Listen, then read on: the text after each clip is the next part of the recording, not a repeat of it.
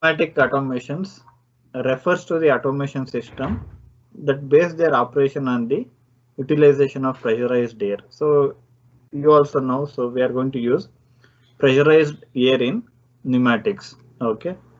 So again, you know how we are going to increase pressure of the air. Okay, uh, what is used for this purpose, that also you are familiar with.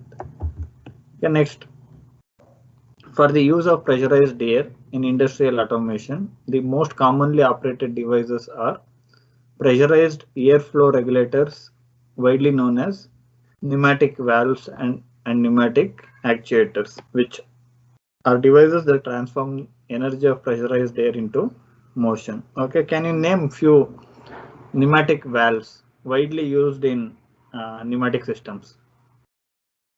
Which are the types of valves used in pneumatics? Sir, based on the controllers, it may be of three DC with like 3x2 way or Direction control. 3x2 direction volts. control way. In that there are many conditions. Okay. Positions, ports, based on that you can say 2x3. Yes, Okay, sir, and also 5x2. based on the actuation methods. Mechanical actuation, electric actuation, okay, or pneumatic actuation, all those things. Next, other than that, direction control valves. Which type of valves we will use? Flow control valves.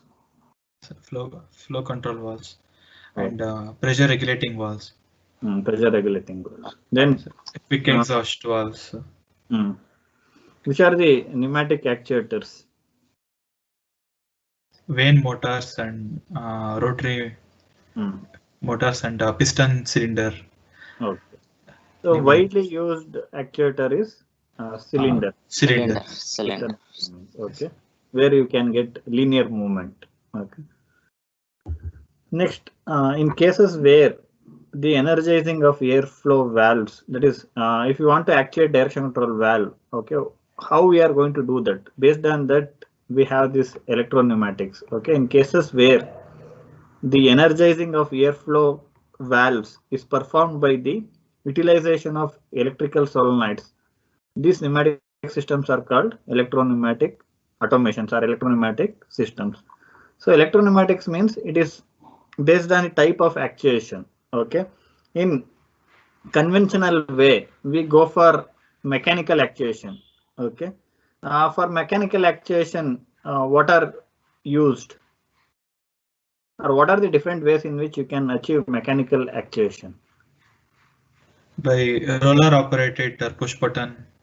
Okay, roller operated by button, push button, then pedal operated, and detent valves, detent type of actuation.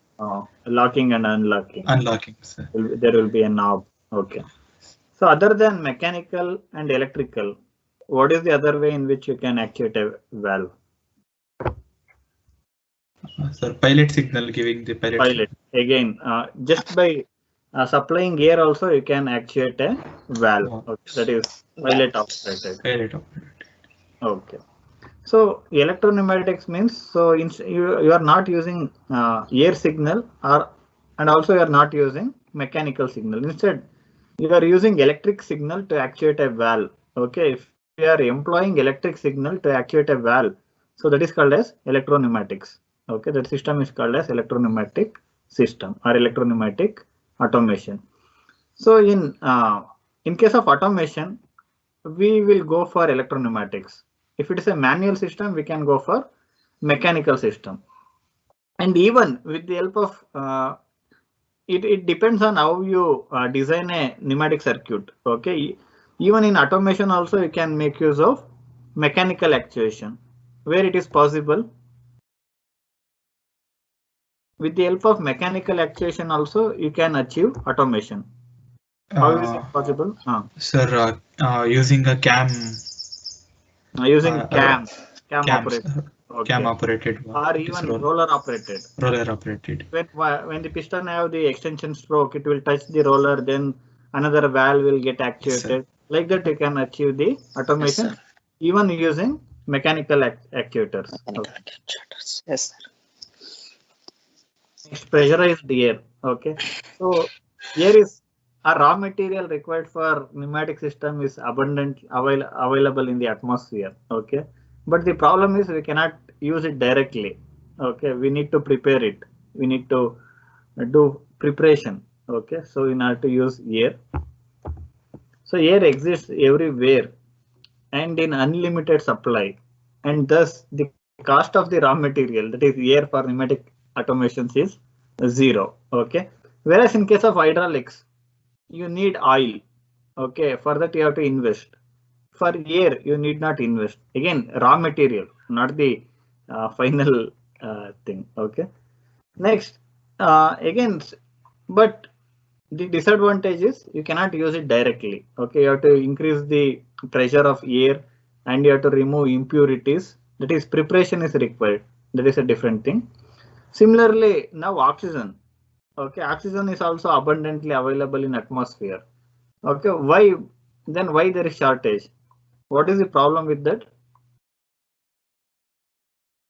Again, oxygen is available in air. Okay, what is the percentage? Oxygen percentage in air.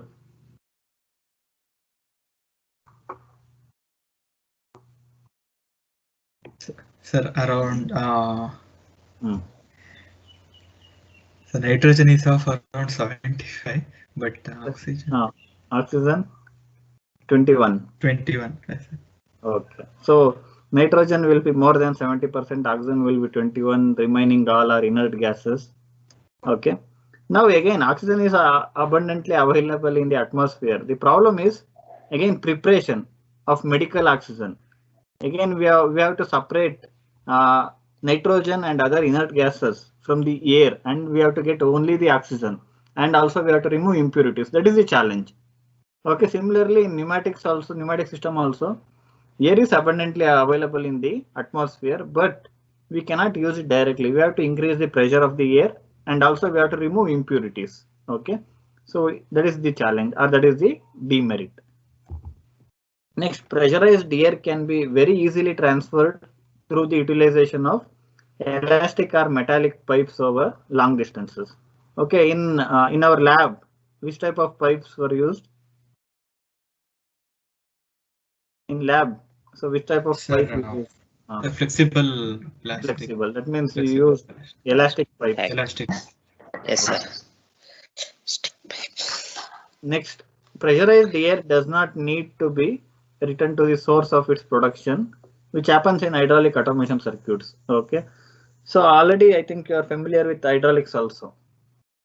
So Yes, I have sir. studied fluid power system in engineering. Yes, sir. Yes, Okay. sir. Yes. Okay, you know the difference between hydraulic circuit and pneumatic circuit. In case of hydraulics, since you are using oil, okay, you cannot leave that oil, okay, to the environment. So what you are going to do is, so you will resupply that to the tank. Okay, so wherever possible, you have to provide the drain. Okay, so whereas in case of pneumatics, even if you allow that air to escape into atmosphere, no problem. Okay, so that is the advantage of pneumatics. So the compressor for generating the pressurized air does not need to be under continuous operation, since pressurized air can be easily stored and in large quantities. So again, in order to increase pressure of the air, you use compressor. Okay, and again you can switch on the compressor and then you can switch off it. Okay, then pressure will be retained. Okay, so that is the advantage. The compressor for generating the pressurized air does not need to be under continuous operation. You can switch it off. Okay, so then after some time you can switch on, no problem. So then also the pneumatic system will get the sufficient amount of air with required pressure. Okay. Next, the variation of environmental temperature does not usually affect the operation of the pneumatic circuit. Okay, so compared to hydraulic circuit, this is an advantage. If you are, since in hydraulic circuit you are using oil, okay, you know the relation between properties of fluid with relation to temperature. Okay, properties of fluid will vary with temperature. Comparatively, property of air will not vary to that much extent. Okay, that is an advantage. The utilization of pressurized air involves no danger of ignition or explosion, as in the case of utilization of electrical actuator. That means if you are using motor, electric motor, there will be a problem of this. Okay, so short circuit. Okay, so then you know the consequences. Okay, quite often it will happen. So that is a problem with electrical actuator. Even with hydraulic system, always there's a problem of safety. Okay, so if the pressure in the hydraulic line reaches a particular value or safety level, okay, so even though you are using pressure relief valve, if that valve doesn't work properly, so then there will be a problem of this explosion. Okay, but in case of pneumatics, comparatively, so there is not that much problem or not that much danger. Next, pressurized air is a clean source of energy, since every leakage in the pipes or in the pneumatic devices does not create dust or dirt. Okay, and again, it is an advantage in case of food processing industries. Okay, so in food processing industries, if there is leakage of air, okay, no problem. Suppose if instead of using pneumatic system, if you are using hydraulic system, and if there is leakage of oil, that will contaminate the food. Okay, that will be a problem. So that's why, so these pneumatic systems are preferred in food processing industries. Pressurized air is a very fast actuation factor. It allows for high speeds of operation, as in the case of pneumatic cylinders that can reach actuation speeds of 1 to 2 meter per second. That is an advantage. Okay, so you can, the speed of actuation or the speed of movement of the piston, okay, will be high compared to hydraulic system. Speed and actuation force are regulating factors for the adaptation of pneumatic system to the needs of an industrial application. The pneumatic automation system consists of pressurized air production unit, that is compressor, a pneumatic circuit of pressurized air distribution, and pneumatic devices that enable the automatic operation of an industrial process. Okay, then these are the advantages of pneumatics. But what is the disadvantage or limitation of pneumatic system? What are the limitations? Sir, more power or power is minimum generated in the pneumatics compared to the hydraulics. Sir, and also accuracy is very less in the pneumatics compared to the hydraulics. So in case of hydraulics, in case of pneumatics, the major demerit is it is not suitable for heavy load applications. Okay, if you want to lift heavy load, then pneumatics is not suitable for that. Okay, you will go for hydraulics. Crane, make use of hydraulics. Okay, because that is a heavy load lifting application. Okay, so that is the major difference between pneumatics and hydraulics. Okay, so load which you need to handle. Production of pressurized air. So for production of pressurized air, we use compressor. Pressurized air is produced from compressors, which are electromechanical machines that have the ability to pressurize the air into a metallic container, that is tank, under the desired operational pressure. In most of the industrial automation cases, it is suggested to have a central station for the production of the pressurized air instead of having independent and distributed local compressors. Okay, in our college, we have a few compressors. Okay, one will be kept in automation lab, another is kept in metrology lab. Okay, one more in the workshop. So we have this independent and distributed local compressors. But for companies, for industries which are having flow lines or which are processing industries, okay, so it is better to have centralized systems, okay, or central station. Even this is applicable for even the supply of oxygen. Okay, there are few hospitals, okay, like in Asan. Okay, now in Asan for supply of oxygen, which type of station we are having, whether that is central station or independent distributed local compressors?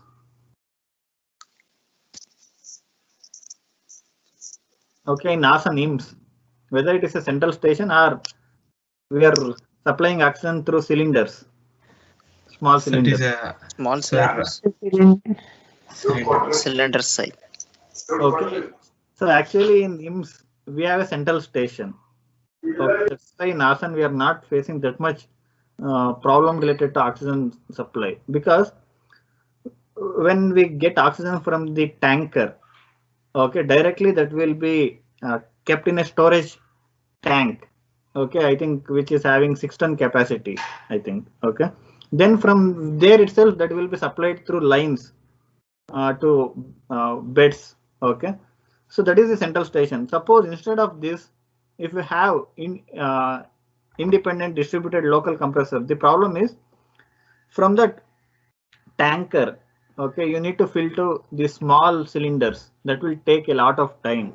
Okay, if there is delay in oxygen supply, how patients will die. What happened in Chamrajnagar? Okay, so that is in case of oxygen supply. Similarly, in case of industries also, so central stations are preferred, okay, rather than independent or distributed local compressors. So next, the most common operational pressure in the pressurized air circuits is 6 to 7 bars. Okay, and on an average, okay, most of the pneumatic systems will work in the pressure range of 6 to 7 bars. And 1 bar pressure will be equal to 14.5 psi. This is another unit. Next, types of compressor. There are two types of compressors. One is piston based compressor.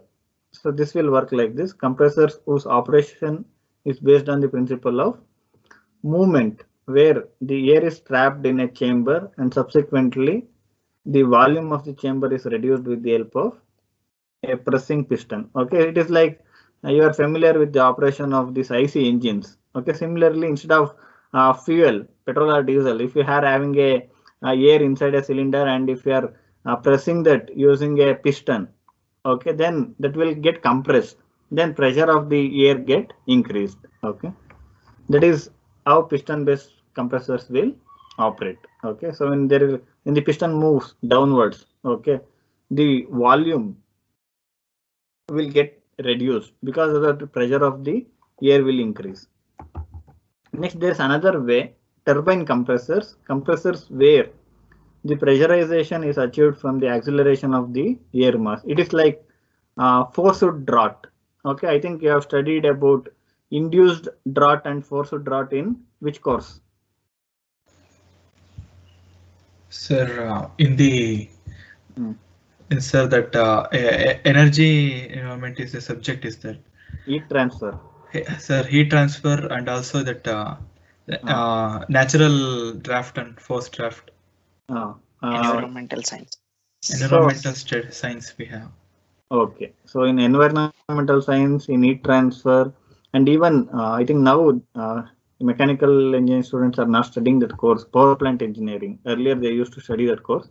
There also they are going to study about induced draught and forced draught. Okay, so these turbine compressors will operate like forced draught fans. Okay, so if we are going to use table fan, ceiling fan, okay, they are going to create this forced draught. Okay, they will increase the pressure of air and okay. So similarly, this turbine compressors will work. Compressors where the pressurization is achieved from the acceleration of the air mass, similar to fans.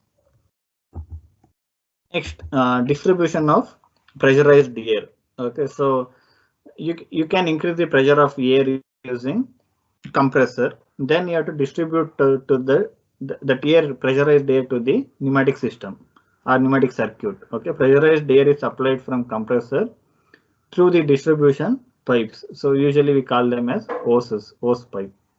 The diameter of this pipe should be such that the pressure drops among the compressor and pneumatic installation should be less than 0.1 bar. Okay, if there is more pressure drop, then the problem is, so you are not able to supply enough pressure to the required application. Okay, so you may have 6 bar pressure in the cylinder. Okay, because of the pipes chosen and because of the equipments in the pneumatic circuit, okay, you may be losing more than that. If you lose more than 0.1 bar pressure, okay, then that may not be sufficient for the application. That's why in general, so we want to design pneumatic system where the pressure loss will be less than 0.1 bar. Okay, a bigger pressure drop creates a problem in the operation of the pneumatic automation. The pipes carrying the pressurized air can be made out of copper, steel, or plastic. So in our college, so we are using plastic pipes. Okay, next there are considerations. Okay, the selection of the pipe diameter is based on these things: the volumetric flow of the pressurized air, the length of the pipe, the operational pressure of the pressurized air, the allowable drop of pressure. Okay, these things will decide the diameter of the pipe.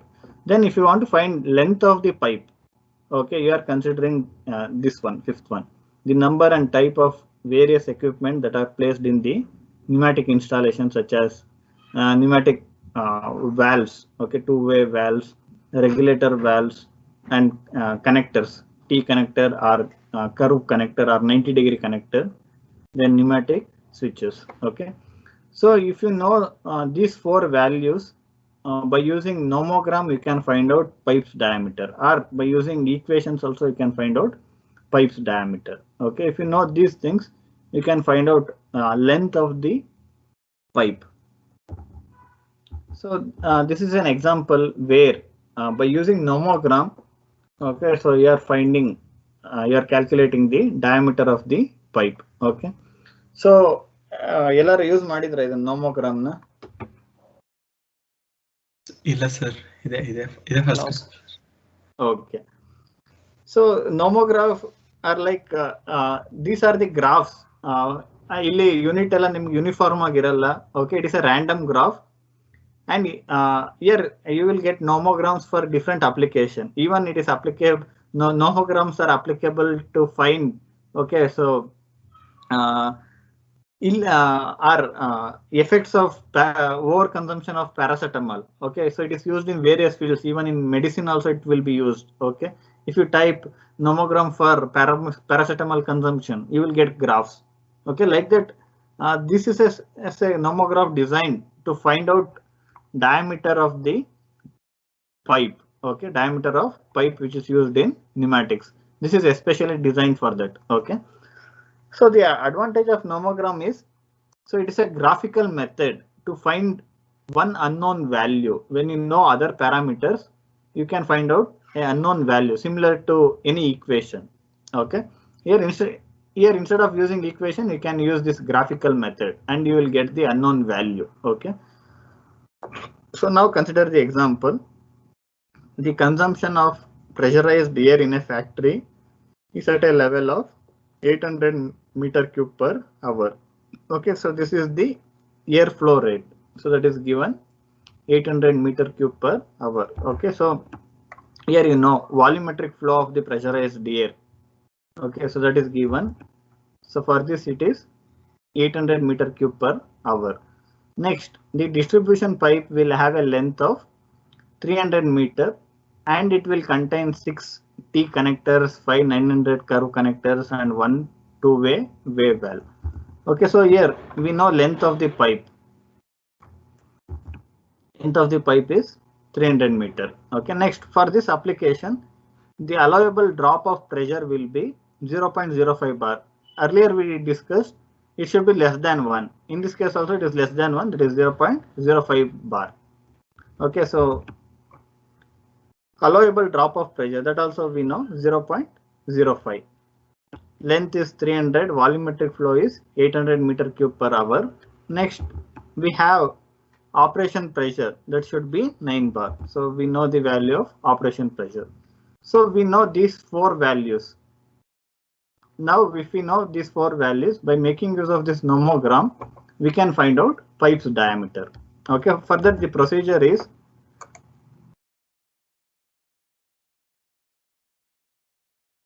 okay, so this is the nomogram. So you will get this nomogram, you don't find these lines. Okay, you will get these scales, this arrangement. Okay, this is a standard one. You can get nomogram for calculation of pipe diameter in case of pneumatics. Okay, so you will get this. If you know these 4 values, you can find out diameter. For that, the procedure is, so first consider this pipe length. Okay, first line in the nomogram. First line in the nomogram is for pipe length. Okay, pipe length is 300 meter. Okay, based on that, so here it is increasing in this way downwards 10, 20, 50, 100. It is not uniform. So ಇಲ್ಲಿ regular graph ತರ ಇಲ್ಲಿ ನಿಮಗೆ 1 unit ಇಷ್ಟೇ ಇರುತ್ತೆ ಆ ತರ ಇರಲ್ಲ. Okay, this is based on relations between various parameters that may vary in different way. Okay, based on that they have developed nomograms. Okay, so here value is 300 meter. Now, so this is 200 and this is 500. Next 300, 400, 500. Okay, based on this we can consider this as 300. Okay, so in between 200 and 500 you have 3 divisions, 1, 2 and 3. So that means each division will be 100. So 200, this is 300, this is 400, then 500. So we can consider this as 300. Okay, 300 meter length. We will mark this point. Next, second vertical line will be for airflow, that is in terms of volumetric airflow, meter cube per hour. So here it is given 800 meter cube. Okay, now it will increase in this order upwards, 100, 200, 500. Next, we want to mark 800. Okay, in between 5 and 500 and 1000.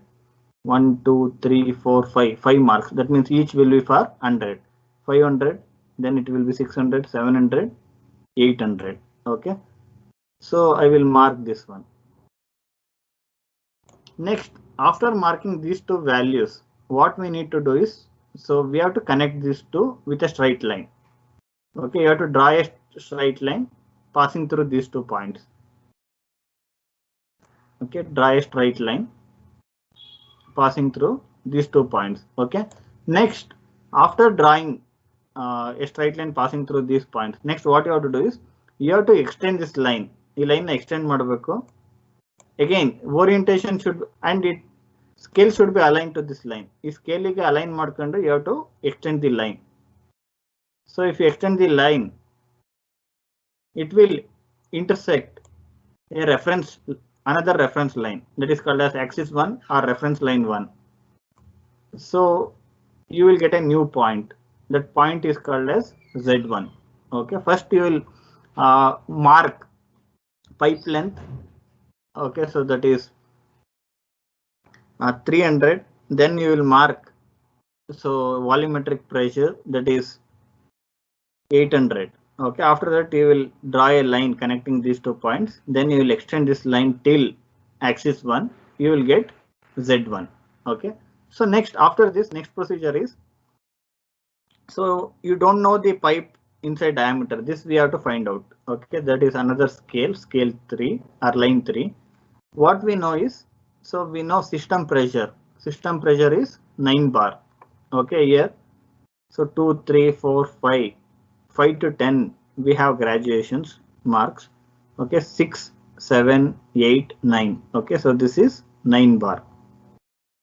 This line represents pressure and we have to mark 9 bar. Okay, 9 bar pressure. Then I now drop in pressure. So drop in pressure, we have another line, that is line number 5. So for drop in pressure, it will 0.03, 0.04. We need 0.05.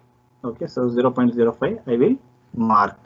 Okay, after marking these 2 points, what I will do is, so again I will connect these 2 points with a straight line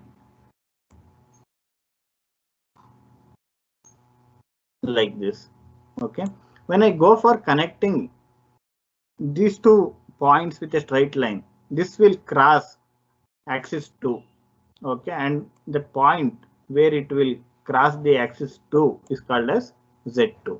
Okay, this is the first step. You will get Z1. After second step you will get Z2. Now we have 2 points, Z1 and Z2. Next thing is, you have to draw one more line connecting Z1 and Z2 like this.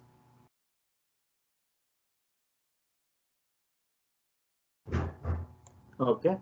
So then what will happen is, so when you go for drawing a line connecting Z1 and Z2, it will cross a vertical line which will represent inside diameter, pipe inside diameter. So now we can see it is crossing at this point. Okay, so now measure the value, take this value. Okay, so 50, then 60, 70, 80, 90. Okay, so 90 mm is the inside diameter of the pipe. Okay, so this is how we can find out. The answer for this question is 90 mm. Okay, so this is how we can find out. So diameter of the pipe. Okay, so that procedure is explained here. So if you go through these points, you can understand the procedure, and the answer is 90 mm. Okay, so this is how we can make use of nomograms to find out the value for internal